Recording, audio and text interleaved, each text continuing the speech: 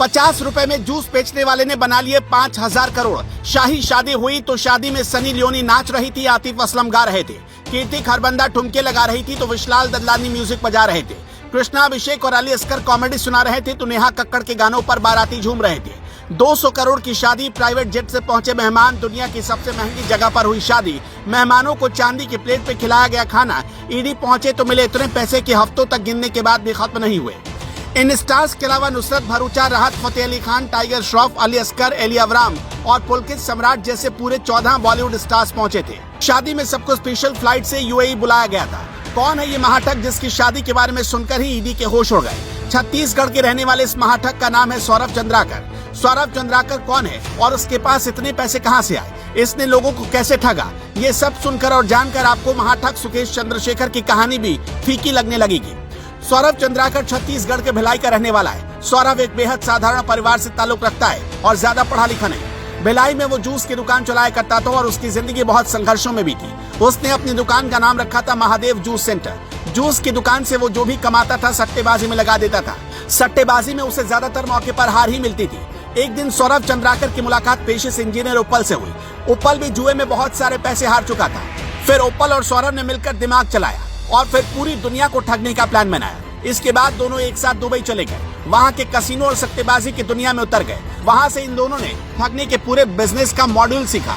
धीरे धीरे दोनों ने मिलकर ठगी का विशाल साम्राज्य खड़ा किया। सौरभ चंद्राकर और उप्पल ने मिलकर 51 से ज्यादा सट्टेबाजी वेबसाइट और ऐप बना दी। इस ऐप में छोटी रकम लगाने पर बड़ा मुनाफा देकर लोगों का लालच बढ़ा दिया जाता था और जब कोई बड़ी रकम इसमें इन्वेस्ट कर देता था तो ये लोग हड़प कर भाग जाते थे। इन लोगों का एक ऐप छत्तीसगढ़ में काफी पॉपुलर हुआ जिसका नाम रखा गया Mahadev app. Mahadev online book betting application नाम की वेबसाइट तैयार की गई। इस वेबसाइट को सौरभ चंद्राकर और उप्पल ने मिलकर दुबई से बैठकर ही ऑपरेट करना शुरू किया। धीरे धीरे भारत में उसने कई लोगों को अपनी वेबसाइट की फ्रेंचाइज देकर जोड़ लिया। फ्रेंचाइज देने का एक सीधा सा फॉर्मूला था। 70 और 30 के प्रॉफिट मॉडल पर लोग काम करने लगे।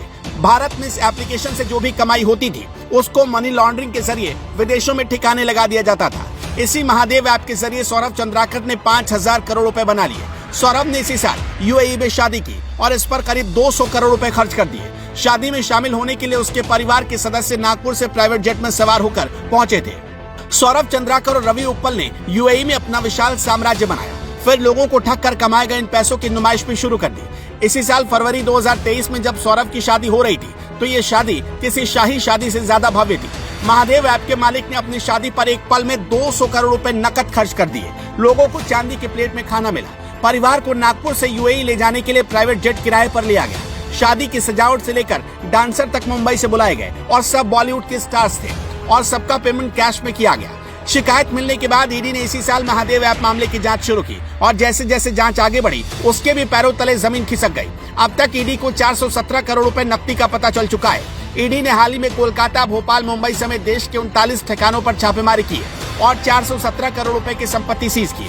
देखते ही देखते महादेव ऐप का मास्टरमाइंड सौरभ दुबई में बैठकर हर महीने महादेव ऐप के जरिए 250 करोड़ से लेकर 300 करोड़ रुपए तक की कमाई करता था। उसने सिर्फ भारत ही नहीं बल्कि दुनिया के 11 देशों में अपना नेटवर्क फैला रखा था जिसमें नेपाल, बांग्लादेश और श्रीलंका जैसे देश भी शामिल है।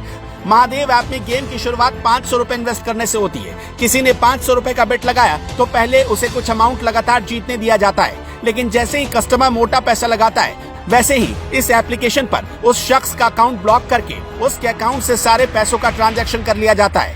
खैर, अब ईडी ऐसे ठगों का हिसाब किताब कर रही है, यानी मोदी राज में आम आदमी के पैसे लूटने वाले बिल्कुल भी नहीं बच पाएंगे।